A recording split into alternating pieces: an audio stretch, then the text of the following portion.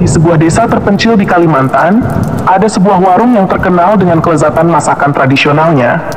Warung itu milik Bu Broto, seorang janda tua yang selalu ramah dan ceria. Setiap pagi, aroma masakan dari dapurnya selalu menggoda penduduk desa untuk mampir, baik untuk sarapan maupun makan siang. Warung Bu Broto selalu penuh sesak oleh para pelanggan yang ingin menikmati masakannya. Namun akhir-akhir ini, suasana desa mulai berubah. Warga sering mendengar suara aneh di malam hari, seperti desiran angin bercampur dengan suara berkretak yang mengerikan.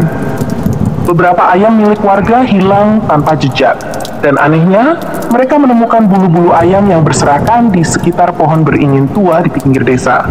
Desas-desus pun mulai beredar bahwa Kuyang, hantu berwujud kepala terbang dengan organ tubuh yang menjuntai, mulai berkeliaran di desa mereka. Pak Jono, kepala desa yang terkenal pemberani, memutuskan untuk menyelidiki. Bersama beberapa warga, ia melakukan ronda malam. Setiap malam mereka berjaga di sekitar desa, membawa obor dan parang. Namun tidak ada yang aneh yang mereka temukan, hanya keheningan malam yang terasa semakin mencekam. Suatu malam, ketika Pak Jono dan warga sedang ronda, mereka melihat sesuatu yang aneh di dekat warung Bu Broto. Ada bayangan hitam yang melayang rendah, dan terdengar suara berkretak dari dalam warung. Pak Jono, yang merasa ada sesuatu yang tidak beres, mendekati warung itu dengan hati-hati. Ketika ia mengintip dari celah jendela, Pak Jono terkejut bukan main.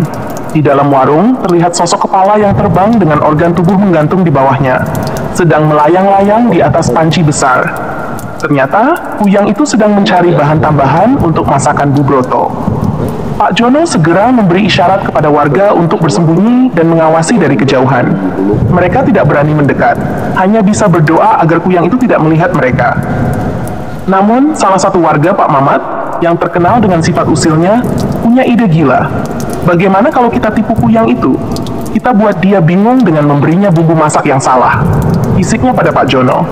Pak Jono terdiam sejenak, tapi karena tidak ada ide lain, ia akhirnya setuju. Mereka pun dengan hati-hati merangkap menuju dapur warung dan mengendap-endap mengambil bumbu masak dari rak. Mereka menggantinya dengan garam, merica, dan cabai dalam jumlah yang sangat banyak. Keesokan harinya, seluruh desa gempar. Warung Bu Broto sepi. Tidak ada pelanggan yang datang. Padahal biasanya warung itu selalu ramai. Bu Broto sendiri terlihat kebingungan dan bingung. Kenapa hari ini sepi sekali ya? Padahal aku masak lebih banyak dari biasanya, gumamnya. Ternyata, malam itu Kuyang yang kelaparan memutuskan untuk memasak sendiri, menggunakan bahan-bahan yang ada di warung. Tapi karena bumbu masak yang sudah diganti oleh Pak Jono dan warga, hasil masakannya menjadi kacau. Kuyang itu tak sadar bahwa ia telah memakan masakan yang super pedas dan asin. Akibatnya, ia merasa mual dan pusing, sehingga tak bisa keluar lagi di malam hari.